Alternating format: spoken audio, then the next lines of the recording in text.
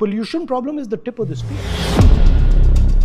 500 children under 5 who die every day in India because of air pollution. I also breathe the same air and it's terrible. No government health advisory. This is a chronic national medical emergency. This is all because of pollution. It is also a major cause of dementia as well.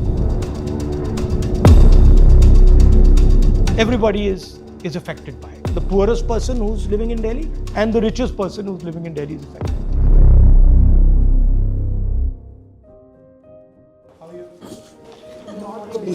Not good. If you're not good, then you're in trouble. If you're not good, then everyone's in trouble. Yeah, the mothers, you can't. How are you, Mr. Gandhi?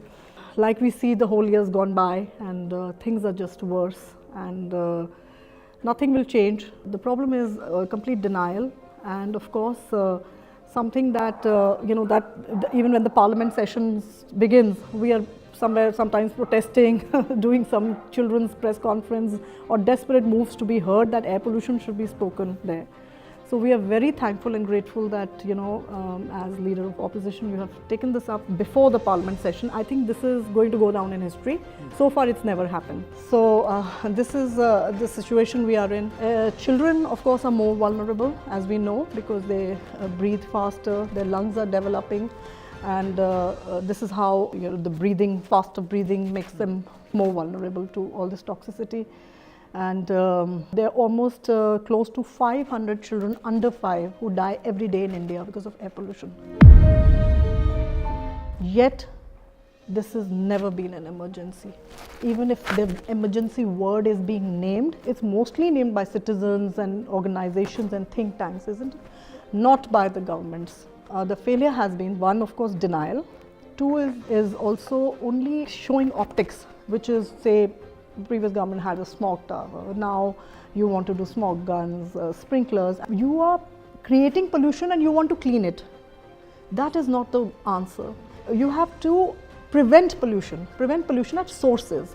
That means the systemic changes that you have to bring in. And the systemic changes means a lot of work within the government that may not show, but it's the real work, the real intent, the real political will. So I saw changes in my son. We moved back from US when he was 5 and immediately he was not able to breathe. And for 10 years he was on nebulizer. He's 15 now. Now the fear of not being able to breathe is so much in his body that he doesn't go out to play.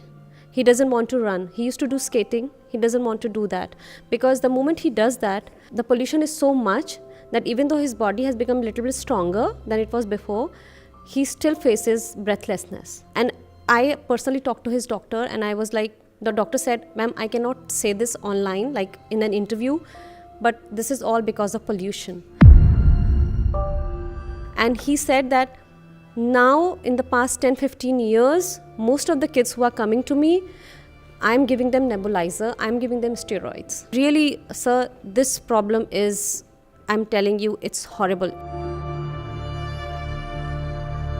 My daughter was born 10 years ago and she was literally born into this pollution, and the angst and anguish that we all share just watching our children grow, breathing this toxic air, and honestly, like imagining what it's doing to their lungs, how it's setting them up for failure for the rest of their lives. Every day, if you're breathing such toxins from the day you're born, we all know that it's going to result in something drastic later in life. So there's such denial from the government. There's no government health advisory. This is a chronic national medical emergency. What are we doing to a whole generation of kids?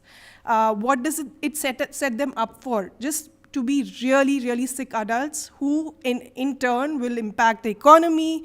It will hamper our country that we all love so much. Like we are really, the reason that it's easy to ignore is because it's not happening today. But we all know from personal experience that it is going to just, be like a bomb in the next 10 years if we don't act now. We should have been acting yesterday, but we definitely need to act now.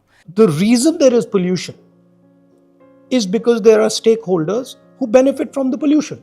Yes, And, absolutely. and to put it bluntly to you, they're more powerful than you are. Yeah. Absolutely. Right. And you know, like Right. Money Now, and now when you're power talking, political will, consequences of this power affect political will. I mean, if you have whatever 500 to 1,000 commercial units who are polluting Delhi, they have political power, right? And the problem is that the average citizen is not organized at all.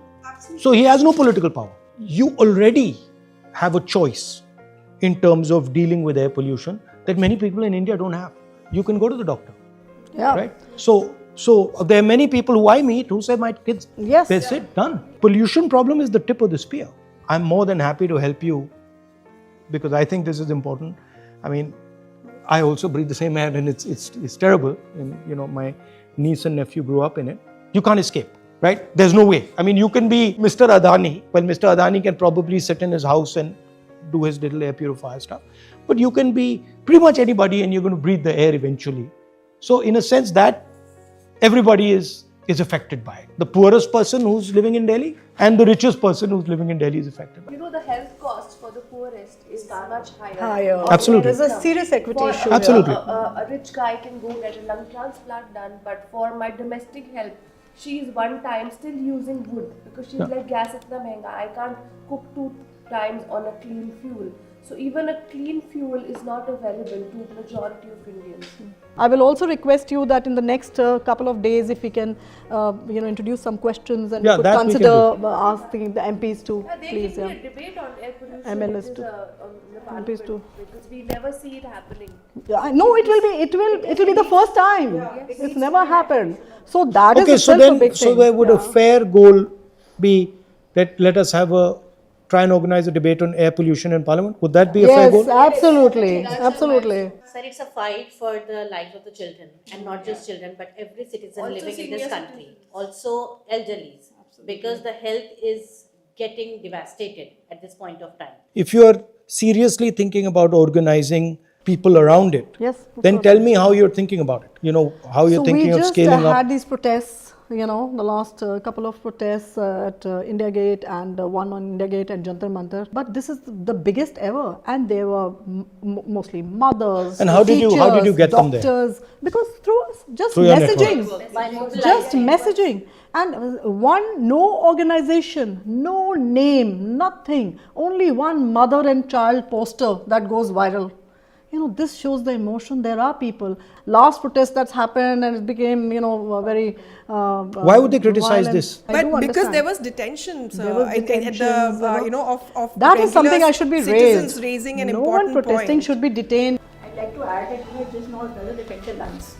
It also affects the heart, it affects the gut system, and it is also a major cause of dementia as well. So even the senior population is going to be severely affected. So you will actually have a public health emergency if air pollution is not catered to. Children's cognitive development. If these children are not going to be crippled, what are you talking about 10 trillion economy? Nothing will work in this country when the children will be crippled, struggling for life. This is where one bold politician will have to take this forward.